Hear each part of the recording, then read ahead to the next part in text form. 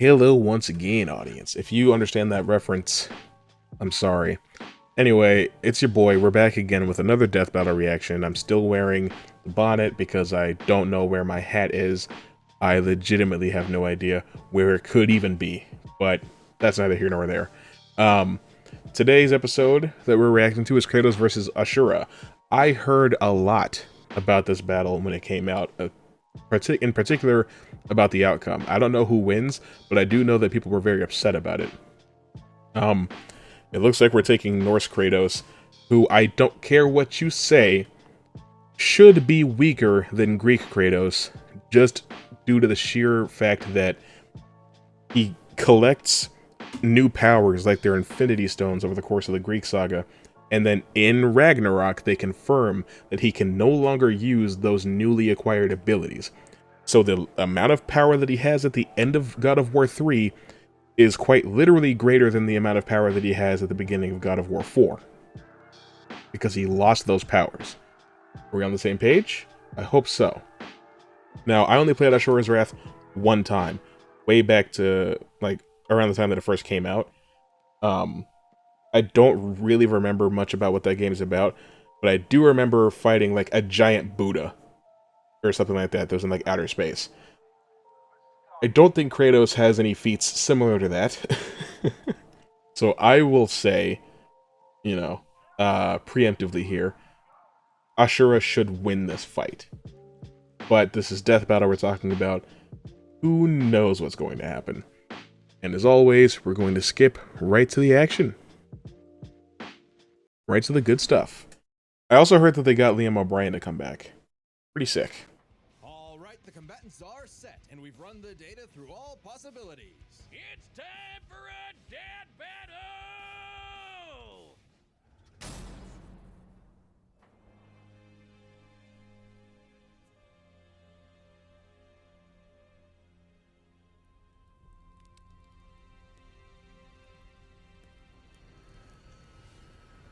Oh. Kratos, the god of war. Where is my son? I like how he just pops up at the door like, yo, what's good?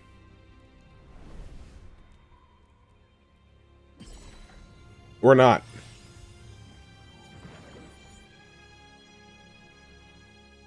Shit. Okay.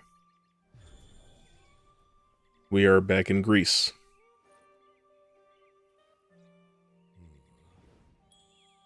Or not. I don't think I understand what's going on at all. Oh, here he comes. It's true then. The god of war is on Gaia, but not for Wrathful deity Ashura. you. Do not want this fight.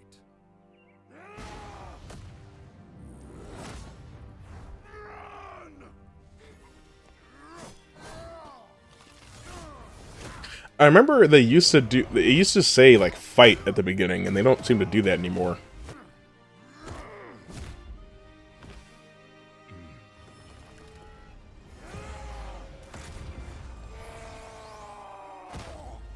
Oh my god.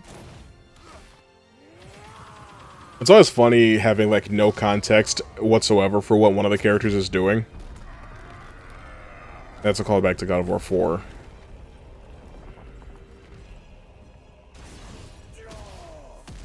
What did that even say? That burst. 6 armed. A lot of this has to do with Hindu mythology, I believe.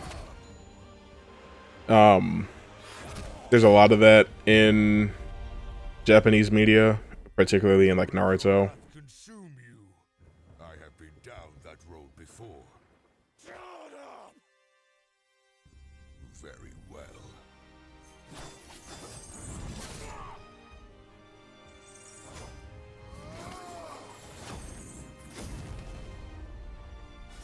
I was gonna say, like, does he not have the Draupnir spear? He does.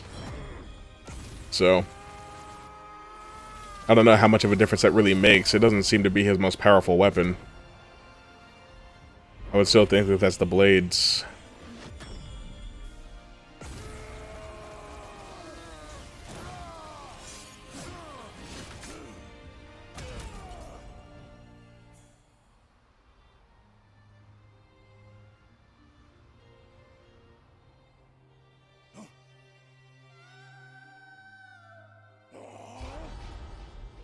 Like I said, I don't remember what the game was about because it came out in like 2011 or something like that.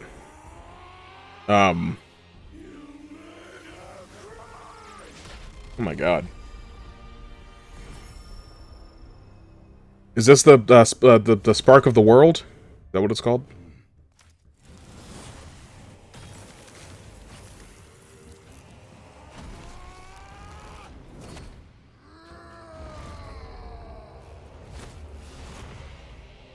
This is not my end!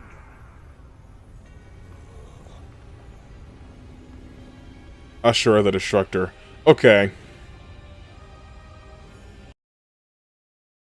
I know Kratos has fought gigantic things before. I know that Kronos was about that big. But he had a little, external motivation and internal motivation when he fought Kronos, so I don't think it's directly comparable here. I don't necessarily see how Kratos could beat this, but I have a sneaking suspicion that he will. Because God of War is more popular.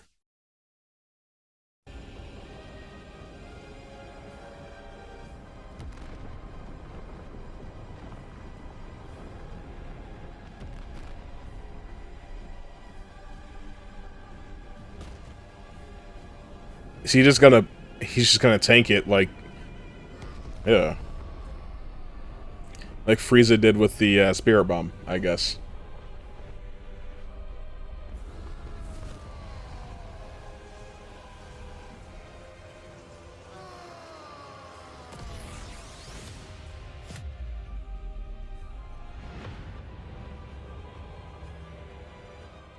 Death has not heard me yet, Titan!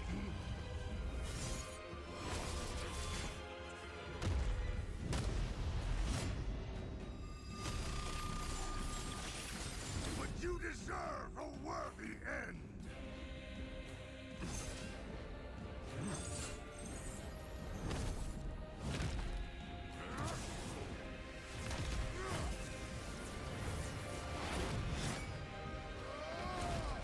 Is that the... My bad. Why does he have the Blade of Olympus? Why does he have the Blade of Olympus? I know that, like... See, because this is what I was talking about in the Doomslayer versus Master Chief battle. I know that you can use the Blade of Olympus as a rage mode once you play through the Valhalla DLC. But you can also cosmetically make yourself look like Greek saga Kratos from 200 plus years ago. That has no impact on the story, neither does using the Blade of Olympus as a rage form. Him having the blade is not canon. So why does he have it here? Because if you're going to give him the blade, you should give him the wings and the speed of Hermes, and you should give him Helios' head. You should give him everything. You should give him everything that he ever had. Because why not? Damn it. I'm trying to guess where my keys are. I can't see them.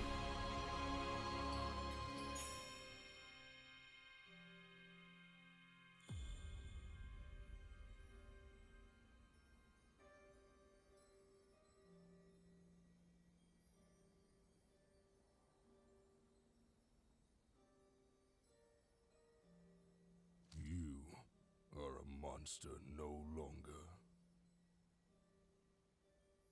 Who's trying to do that voice? Never was.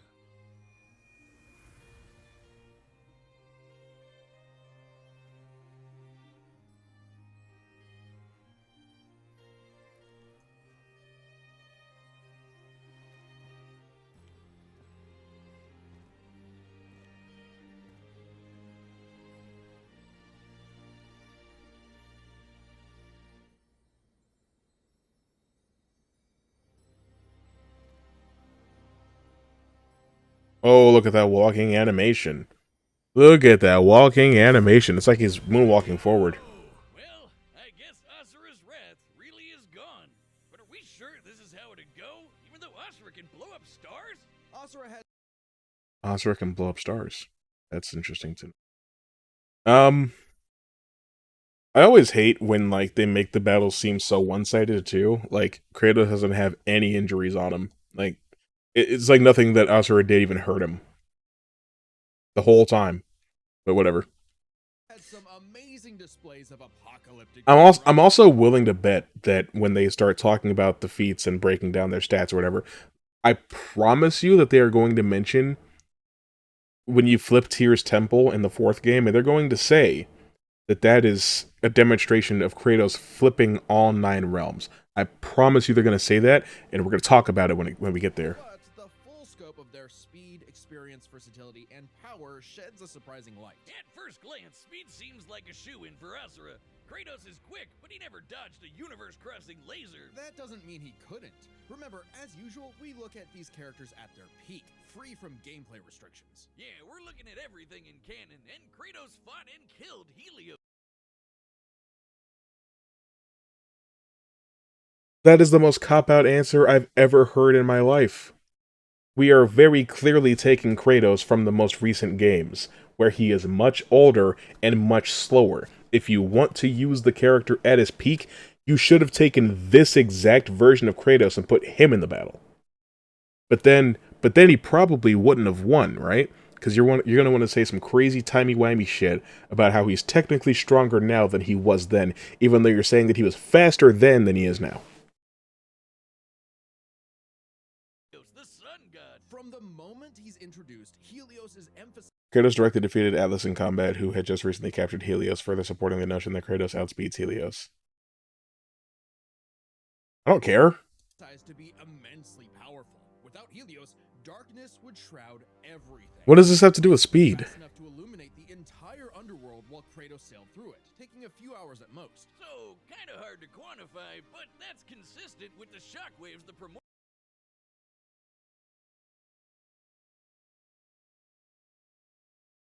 If Asura were to destroy the planet Kratos was on, he could survive in outer space, as shown in his battle with Ares. This event is further substantiated as non-illusory in God of War 2 in its novelization. Are we trying to say that Kratos has light speed capabilities because he beat the god of the sun?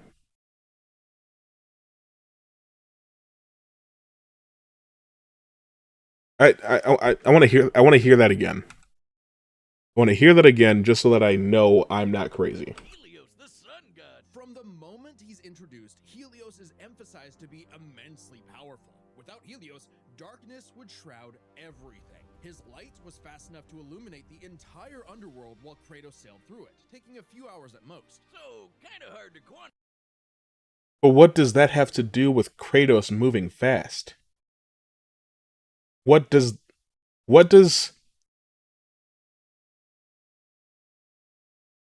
Yes, if you remove the sun god, the world will plummet into darkness, just as if you kill the god of the seas, the earth will flood. Just because Kratos killed Poseidon doesn't make him a good swimmer. You see where I'm going with that?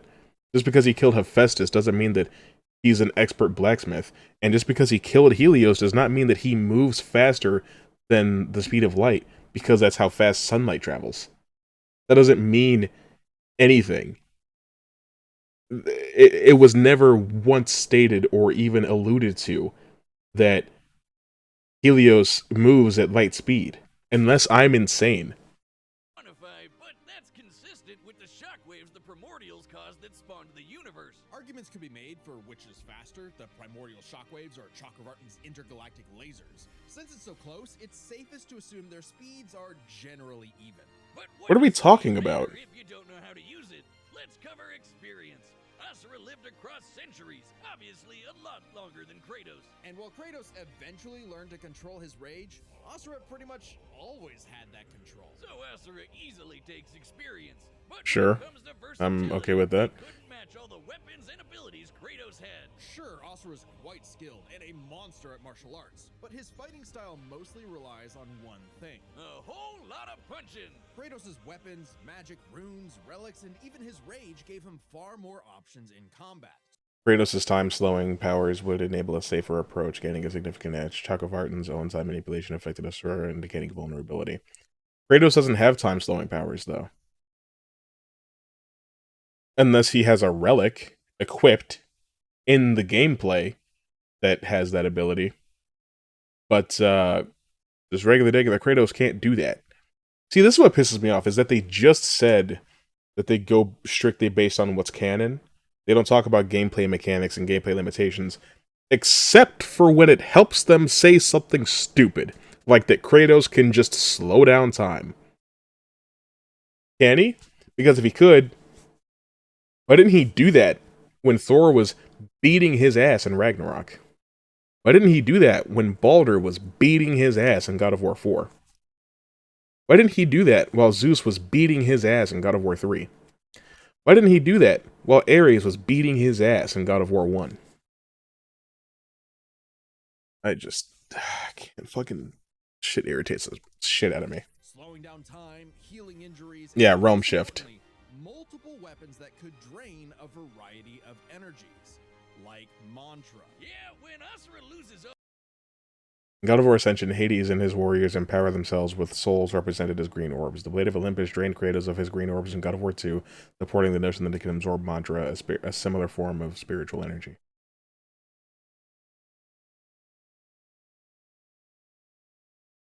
Okay. But he doesn't have that sword anymore. That sword is still in Greece. As far as we know. all his mantra energy, that's it for him. So the Dropnir spears and the Blade of Olympus gave Kratos exactly what he needed. Versatility, and multiple ways to finish this. Despite Asura's soul being resistant to manipulation, mantra energy has been harnessed and forcibly controlled before, such as by the mantra reactor. Sure. Poor Asura just comes crawling back out of the underworld. If he could, Asura's resurrections take years or whole centuries, days at best. But all this assumes Kratos could match Asura's crazy strength. In the manga, Asura's rage is so immense that he's able to survive without his core, and outspace Deus's absorption method, regenerating immediately. Kratos' multiple sources of absorption can drain being stronger than Asura, suggesting Asura would eventually succumb. Keeping his body parts separated is also a viable counter in continuity, which Kratos should be capable of.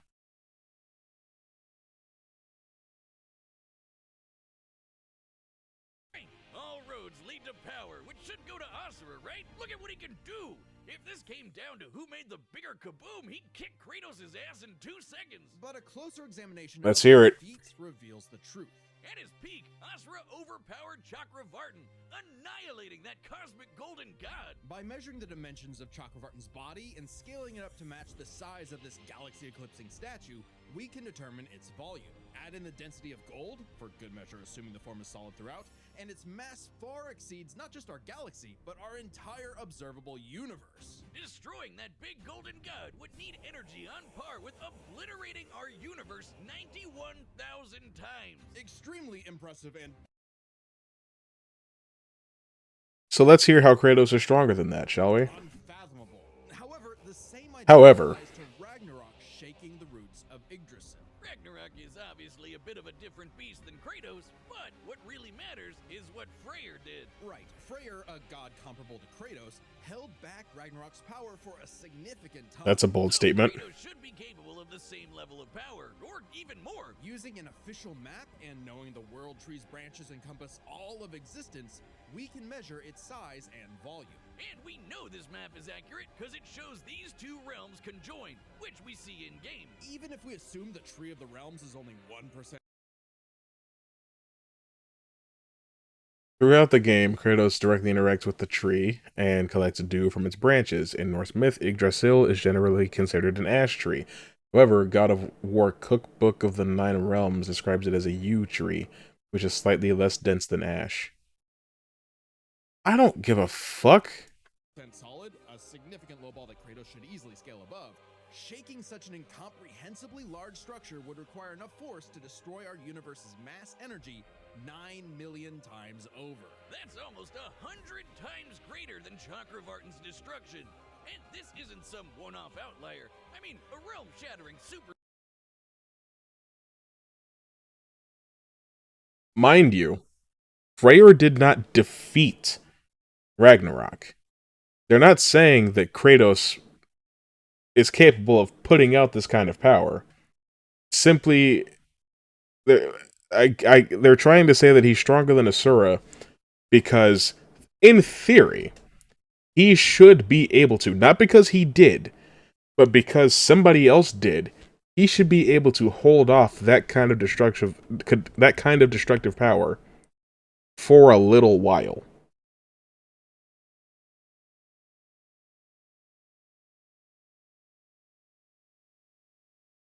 We're also ignoring the fact that there are very clearly, like, cosmic and physical borders between these realms.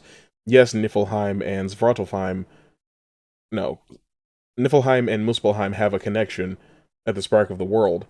But you can't just walk from one realm to another. Even those two. Right? So, like, it would take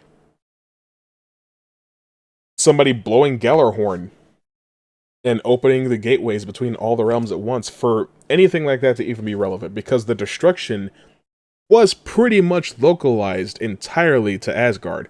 Asgard was completely obliterated, annihilated, vaporized, and all the other 8 realms are relatively perfectly intact. There's a little bit of spillover, like Einherjar ending up in some of the other realms, but they're all fine. So we're legitimately only talking about the destruction of Asgard. But for some reason that's being extrapolated to, oh, well,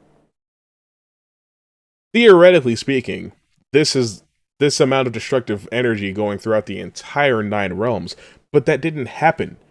And Kratos never held off that power. That was Freyr. Are we scaling Freyr or Kratos? Should it be Freyr versus Asura? Are you going to sit here and tell me that Freyr beats Asura because he held up his magic sword, which did all of the work for him, by the way? His living sword, whose name I can't remember, did all that for him. He didn't do it with his bare hands, like Kratos just did in the fight. Giant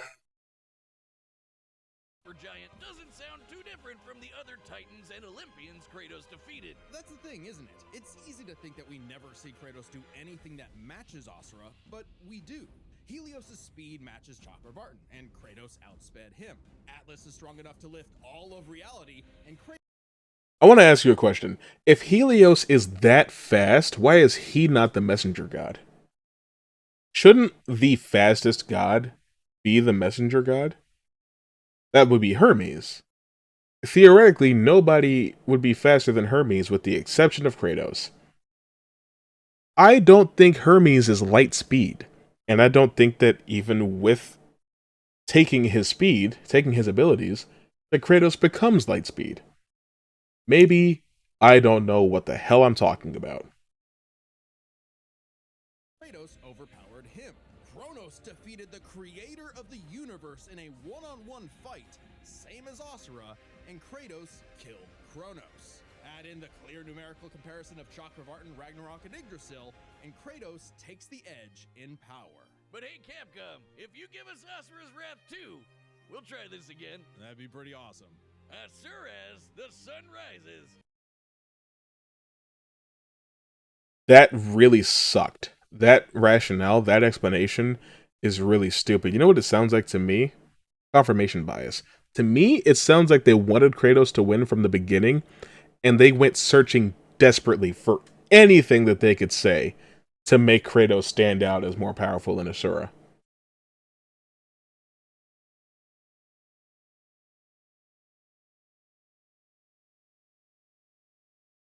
Oh. Interesting.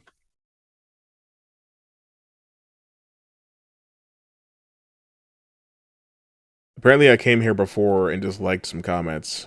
I don't know. That was really stupid. That was really dumb. Let me know what you guys think. I'm getting the fuck out of here.